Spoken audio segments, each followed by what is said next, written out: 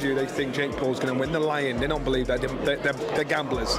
Daniel Dubois recently visited Jake Paul's training camp and offered his perspective on how Anthony Joshua can be beaten. Having shared the ring with Joshua himself, Dubois speaks with a level of confidence that comes from real experience. Observers suggest that Dubois believes he understands Joshua's vulnerabilities well enough to provide meaningful guidance as Jake prepares for one of the biggest challenges of his career. His presence alone has added intrigue to Paul's camp, fueling discussion about whether insider knowledge could play a role in this matchup.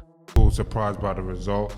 I think Mike Tyson is a winner either way. Jake's asked for a fight with you. If Jake wants it with me, he can get it too. But I'm the world champion. Yeah. Give him a shot like that, you know. You'll just knock him out in the first round, within the first minute. Of course, but it'll be a historical moment. Dubois' confidence is rooted in history. He fought Anthony Joshua on September 21, 2024, at Wembley Stadium for the IBF heavyweight title and stopped him with a fifth-round knockout. During that fight, Dubois dropped Joshua multiple times before finishing the contest decisively. That experience gave him first-hand insight into Joshua's pressure, reactions, rhythm, and defensive habits. Because he has already felt Joshua's power and survived it, Dubois offers a perspective few others can, one built on knowing exactly what it takes to withstand, exploit, and ultimately overcome AJ inside the ring. Yeah, against AJ. Was fear present in that moment?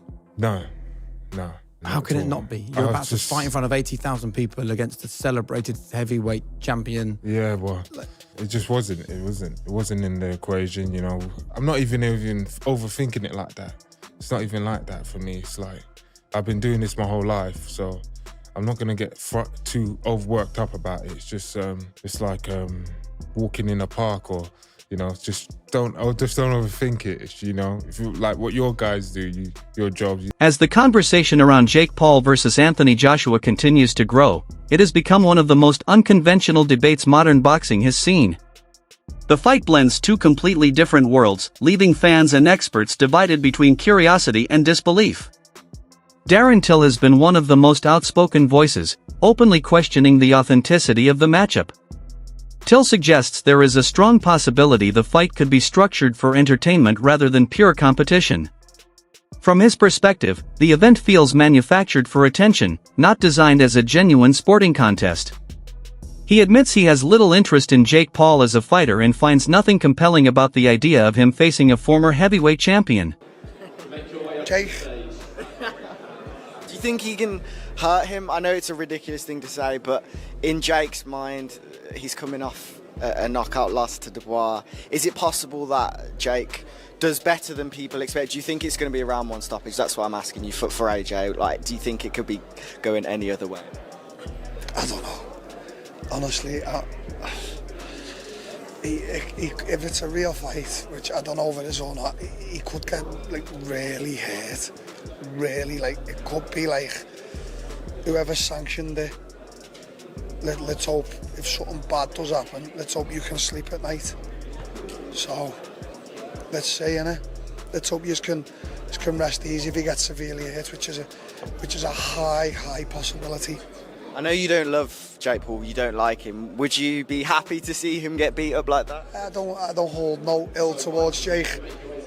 Don't give a shit about him really. If I ever end up fighting him, great. If I don't, he's not someone I think about. Yeah. He's clever and he's made a lot of money. He's you know, he's a bit of an embarrassment at times, isn't he? In contrast to Till's skepticism, Simon Jordan, Spencer Oliver, and Angel Fernandez approach the fight from a strategic and business-minded angle. Rather than dismissing it outright, they argue that Jake Paul is unlikely to step into such danger without a plan. In their view, Jake must believe he has some form of advantage, whether contractual, strategic, or situational, that makes the risk worthwhile. They suggest this fight could be part of a larger vision rather than a reckless gamble. According to them, Paul is not walking in blindly, but with a level of confidence shaped by information or preparation that the public may not fully see. Jake Paul's going to not be that stupid enough to put himself on offer for that. Yeah. Well, I don't think Jake Paul is good enough to stay away from Anthony Joshua for even 3 minutes, never mind 3 rounds. I don't think, obviously, he's not from a boxing background, so he won't have that ring IQ of knowing where you are, backing up to the ropes. You can sense the both ropes beside you. You know you're getting close to the corner, so you take a step out. He hasn't quite got that just yet, and the relatively short period of time that he has been boxing, he's done great, by the way, to get to the stage he's at. But there's great for a YouTuber, and there's great for a two-time heavyweight champion of the world. He's an Olympic gold medalist, and that's where he's going to find out, I think. Where are you? I mean, I said it a moment ago, which is Jake Paul's quote about Anthony Joshua being chinny.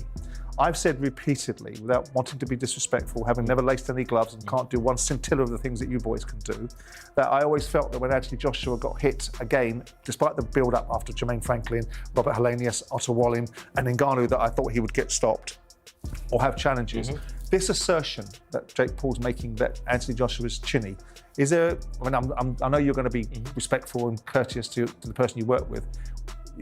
Can you see any evidence of that in Anthony?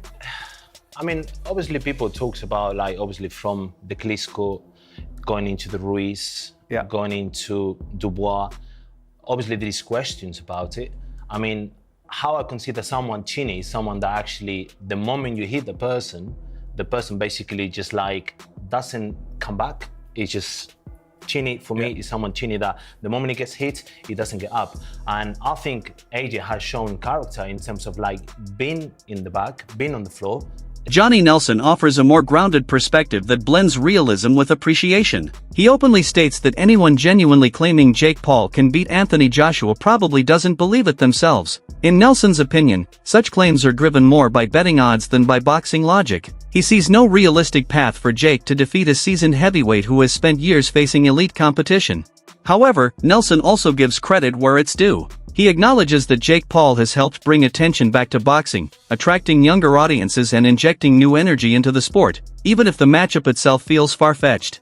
An opportunity for Anthony Joshua to wait. Well, he's given him 60 million reasons to fight him, so it doesn't matter what anybody says, nobody's going to turn it down. Nobody will turn it down. And my only worry is Anthony Joshua goes in there and thinks this is so easy. And it's very hard to lift yourself against somebody you know shouldn't be even in your shop. It's very hard to lift yourself, and that's when you make mistakes. And we know Anthony's made mistakes before. Will he make a mistake again? I really don't believe so. If anybody tells you they think Jake Paul's going to win, they're lying. They don't believe that. They're gamblers.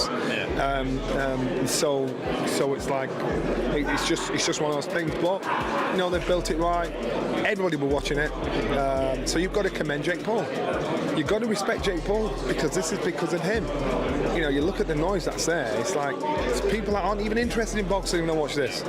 So Jake Paul's mindset in regards to how he promotes himself should be a big lesson for young guys like this that are on this bill, for young fighters coming through. Be your own promoter, push yourself, make it that the promoters need you more than you need them. So you're selling that 5,000 tickets each time it says you're fighting, your name's on a poster. So that I commend Jake Paul, and I also commend him for his bravery, because in reality he should get absolutely battered in reality, and that's what AJ should do. We shouldn't knock him out, we should torture him round after round. Hit him, hurt him, pull off, hit him, hurt him, pull off. Let him learn the harsh lessons. You get knocked out, it's over, it's done. You know, but if you hit and you beat up and thinking, wow, then you understand your level. That's what AJ needs to do. Eddie Hearn provides a balanced and analytical assessment, emphasizing that the pressure in this fight rests almost entirely on Anthony Joshua. AJ is expected to dominate, and anything less than a convincing win will invite criticism. If Joshua finishes Jake quickly, it will be dismissed as expected.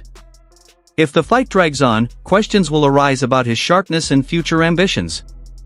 Hearn also refuses to completely dismiss Jake Paul, describing him as tough, composed, and capable of surviving early rounds. Still, he makes one thing clear: the gap in experience, skill, and pedigree between the two fighters remains enormous, regardless of confidence or promotion.